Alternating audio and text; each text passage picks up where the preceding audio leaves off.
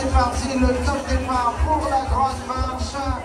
Il est 8 h du matin ce samedi 7 octobre et une vague bleue s'apprête à déferler sur le littoral jusqu'au Barachois. Mais juste avant d'entamer ses 10 km, il a fallu s'échauffer.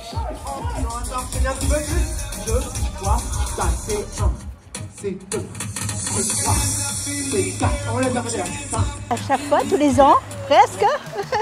Et c'est super, ça fait un bon groupe et je suis satisfait de la marche bleue. Pour la santé, pour bien mettre en forme. Voilà. Au village de la Marche Bleue qui s'est établi à la Jamaïque cette année, on retrouve Vivienne, la doyenne de cet événement. 104 ans, mais m'y gagne Pierre encore.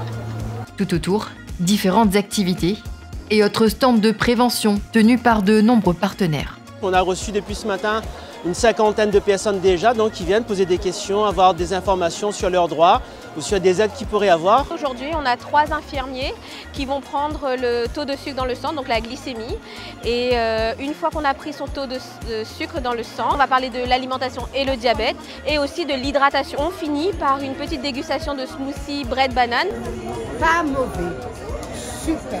L'indice de vieillissement ayant augmenté de 74% en 10 ans, Saint-Denis, en tant que ville amie des aînés, offre ainsi chaque année l'opportunité aux Dionysiennes et Dionysiens de rester actifs en prenant soin de leur santé. Saint-Denis comptera énormément de seniors dans une dizaine d'années, donc il faut impliquer les seniors et la marche, c'est une nécessité absolue. Tous les seniors de 60 ans doivent marcher.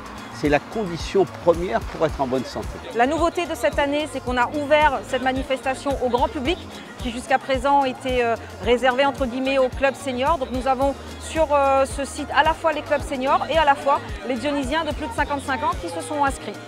Cette marche bleue se déroule dans le cadre de la Semaine Bleue, une manifestation nationale qui célèbre ses 72 ans cette année.